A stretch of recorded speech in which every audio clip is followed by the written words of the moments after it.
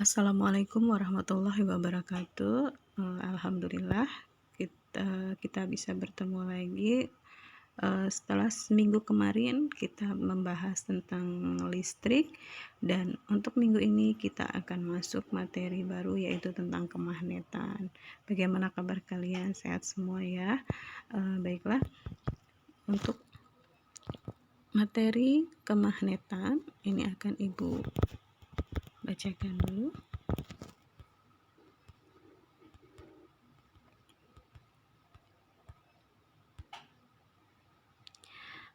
Coba, pernahkah kalian melihat hewan yang bergerak mencari mangsa atau bermigrasi? Nah, kira-kira mengapa hewan tersebut tidak tersesat ya? Nah, ini kompetensi inti yang akan kita pelajari hari ini. Kemudian, kompetensi dasar, yaitu menerapkan konsep kemagnetan, induksi elektromagnetik, dan pemanfaatan medan magnet dalam kehidupan sehari-hari, termasuk pergerakan navigasi hewan untuk mencari mangsa, makanan, dan juga migrasi. Dan ini dia tujuan pembelajaran kita hari ini. Yang pertama adalah menjelaskan prinsip kemagnetan dalam tubuh hewan, menjelaskan konsep gaya magnet, dan menjelaskan teori kemagnetan bumi. Bisa kalian amati nanti melalui link YouTube berikut ini ya. Nah, ini yang akan kita pelajari, yaitu kemagnetan dalam tubuh hewan, migrasi hewan, dan silahkan disimak nanti videonya yang akan Ibu bagikan melalui link tersebut.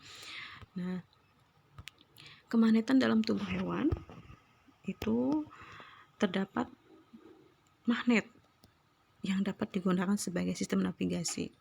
Penggunaan medan magnet dan sifat kemagnetan dalam tubuh hewan atau manusia itu disebut dengan biomagnetisme. Sekarang kita akan diskusikan, kira-kira pernah tidak kamu melihat berita di televisi atau koran tentang paus yang terdampar? Paus juga memanfaatkan medan magnet untuk bermigrasi. Akan tetapi, migrasi yang dilakukan oleh paus itu tidak seberuntung hewan lain, karena dalam perjalanannya banyak kawanan paus yang sering tersesat. Nah, kira-kira mengapa ya demikian? Nah, kita akan pelajari konsep magnet. Bagaimana?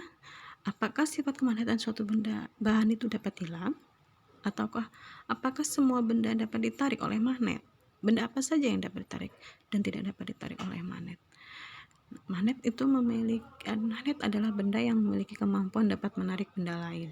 Magnet memiliki dua kutub, yaitu kutub utara, kutub selatan. Kutub yang senama bila didekatkan itu akan saling tolak menolak, dan kutub yang berbeda atau tidak senama itu bila didekatkan dia akan tarik menarik. Itu adalah konsep gaya magnet. Nah, kita akan masuk ke magnet. Itu bisa menarik benda-benda bahan tertentu. Misalkan nih, kita lihat nih, besi dapat ditarik oleh magnet ya. Itu ada kunci dan juga gunting yang bisa ditarik oleh magnet. Nah, sekarang teori dari asal usul kemagnetan. Magnet itu berasal dari kata magnesia yang merupakan nama daerah di daerah Asia itu kecil, di mana ditemukannya batu besi lebih dari 2000 tahun yang lalu. Bahkan Cina sekitar tahun 1200-an itu sudah menggunakan penunjuk arah menggunakan kompas magnetik dalam pelayarannya. Bahan magnetik dan non-magnetik. Bahan magnetik itu adalah bahan yang dapat ditarik kuat oleh magnet dan dapat dimagnetkan. Itu contohnya ferromagnetik. Kalau bahan non-magnetik itu adalah bahan paramagnetik dan diamagnetik. Kalau bahan paramagnetik itu bahan yang dapat ditarik dengan lemah oleh magnet dan tidak dapat dimagnetkan. Contohnya aluminium dan platina. Sedangkan bahan diamagnetik itu bahan yang ditolak oleh lemah oleh magnet dan tidak dapat dimagnetkan. Contohnya adalah seng dan bismut.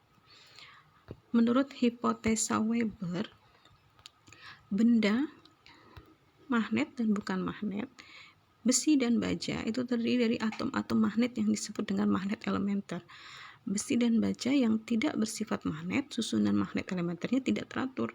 Sedangkan besi atau baja yang bersifat magnet, itu susunan magnet elementernya teratur.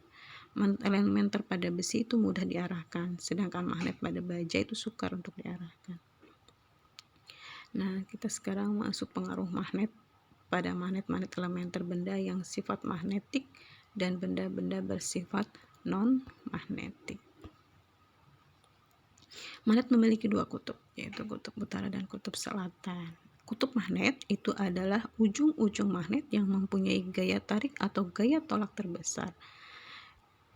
Kemudian sifat-sifat dari kutub magnet itu ya tadi, jika dia tidak senama dia akan tarik menarik, jika dia senama dia akan tolak menolak. Ada 3 cara membuat magnet, yaitu dengan digosokkan atau gosokan. Di sini dengan menggunakan magnet, dengan menggosokkan magnet secara berulang-ulang dan teratur pada besi dengan besi atau baja, maka besi dan baja itu akan bersifat magnetik. Kutub magnet yang dihasilkan di ujung-ujung bahan selalu berlawanan dengan kutub magnet yang digosokkannya. Kemudian cara yang kedua yaitu dengan menggunakan arus listrik atau namanya elektromagnetik. Di sini arah kutub magnet dapat ditentukan dengan kaidah tangan kanan. Arah keempat jari itu menyatakan arah arus, kemudian arah ibu jari menunjukkan arah kutub utara. Cara yang ketiga yaitu dengan induksi atau dengan didekatkan. Bila besi dan baja didekatkan atau tidak menyentuh, maka bahan magnet yang kuat, besi dan baja akan menjadi magnet, sehingga terjadinya magnet seperti ini disebut dengan induksi. Setelah dijauhkan kembali, besi akan mudah kehilangan sifat magnetnya, sedangkan baja akan tetap mempertahankan sifat magnetnya. Nah, magnet itu menimbulkan medan magnet di sekitarnya. Medan magnet itu adalah ruang di sekitar suatu magnet di mana magnet lain atau benda lain yang mudah dipengaruhi magnet akan mengalami gaya magnetik jika diletakkan dalam ruang tersebut. Garis-garis gaya magnet atau flux magnetik itu adalah garis-garis yang menggambarkan adanya medan magnetik. Gambarkan seperti ini. Nah, sekarang sifat garis gaya magnetik. Garis-garis gaya magnetik itu tidak pernah saling berpotongan. Garis-garis gaya magnet selalu keluar dari kutub utara magnet dan kutub selatan magnet.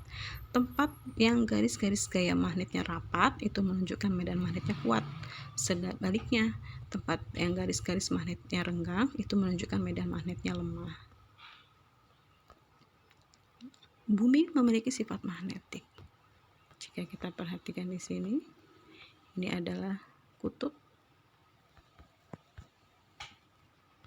Ya, ini adalah kutub utara geografis bumi, ini adalah kutub selatan geografi bumi.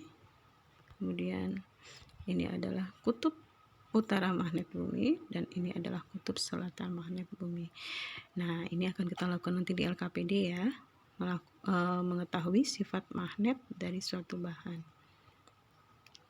Medan magnet di sekitar arus listrik ini dilakukan percobaan oleh Ørsted pada tahun 1820, di mana percobaan yang dilakukan yaitu pada sebuah kawat, saat kawat dialiri arus listrik, di bawahnya diberi jarum kompas, ternyata jarum kompasnya tidak menyimpang. Pada saat kawat diberi aliran listrik ke atas, kutub utara jarum kompas menyimpang ke kanan. Sedangkan pada saat dialiri arus listrik ke bawah, kutub utara jarum kompas menyimpang ke kiri. Jadi percobaan Ørsted ini disebutkan bahwa di sekitar penghantar kawat yang dialiri arus listrik itu terdapat medan magnet. Sedangkan arah medan magnet itu bergantung pada arah arus listrik yang mengalir. Nah, ini garis-garis yang magnet untuk di sekitar kawat pengharus bisa kita gambarkan sebagai berikut. Medan magnet disimbolkan dengan huruf B. Bisa ditentukan untuk menggunakan kaidah aturan tangan kanan. Arah ibu jari menunjukkan arah arus, kemudian arah keempat jari itu menunjukkan arah medan magnet. Kemudian yang kedua untuk garis gaya magnet pada kumparan atau solenoid. Di sini garis-garis gaya magnetnya ditunjukkan pada pola serbuk besi. Kawat tanda titik itu menunjukkan kawat dengan arah arus keluar dari bidang. Tanda kali silang itu kawat dengan arah arus masuk ke bidang. Nah, sehingga kutub utara kumparan dapat ditentukan dengan kaidah tangan kanan juga. Elektromagnetik. Nah, ini jika dalam kumparan berarus listrik diberi inti besi lunak, ternyata pengaruh kemagnetnya menjadi lebih besar. Susunan kumpulan inti besi dan lunak ini disebut dengan elektromagnetik atau magnet listrik. Kemudian besarnya medan magnet dari magnet listrik atau elektromagnetik itu ditentukan oleh beberapa faktor. Yang pertama, kuat arus yang mengalir pada kumparan. Semakin besar arus yang mengalir, semakin besar medan magnetnya. Kemudian, jumlah lilitan kumparan. Semakin banyak jumlah lilitannya, semakin besar medan magnetnya. Kemudian, faktor yang ketiga itu adalah bahan inti yang dimasukkan ke dalam kumparan. Elektromagnet banyak digunakan untuk mengangkat benda-benda dari besi. Ini misalkan nih, mesin pencetak ya. Kemudian ada bel listrik. Ini ada saklar, ini bagian-bagian dari bel listrik. Ya. Ada saklar, ada jangkar besi lunak, ada interruptor, ada pemukul, dan ada elektromagnetik. Jika saklar ditekan, maka arus akan segera mengalir sehingga kumparan menjadi bersifat magnet, sehingga jangkar besi akan tertarik dan palu atau pemukul akan mengenai gong. Pada saat jangkar besi ditarik oleh magnet, maka arus akan terputus di interruptor. Akibatnya, jangkar besi akan kembali ke posisi semula dan arus kembali mengalir pada rangkaian, dan gong kembali berbunyi. Hal ini akan berulang-ulang sampai saklar dilepas kembali. Itu dari penggunaan dari bel listrik. Kemudian ada relay. Relay itu terdiri dari relay merupakan sebuah alat yang dengan energi listrik, arus listrik kecil, dapat menghubungkan atau memutuskan arus listrik yang besar. Dengan kata lain, relay bekerja sebagai saklar pada rangkaian listrik berarus besar. Gaya pada penghantar arus listrik disebut dengan gaya Lorentz. Jadi kita lihat di sini penghantar yang berada dalam medan magnet. Bila dialiri arus listrik, besarnya akan bergantung pada kuat arus, kuat medan magnet, dan juga panjang penghantar. Nah, arah gaya magnet dapat ditentukan dengan menggunakan kaidah tangan kanan. Berikutnya penggunaan dari gaya magnetik. Gaya magnetik yang ditimbulkan pada penghantar berarus listrik digunakan untuk mengubah energi listrik menjadi gerak. Contohnya itu motor listrik, alat-alat ukur listrik. Kemudian dan alat ukur listrik itu juga menggunakan prinsip elektromagnetik. Nah, ini untuk prinsip kerja dari alat-alat. Nah, sebagai penutup, silahkan jawab pertanyaan berikut ini.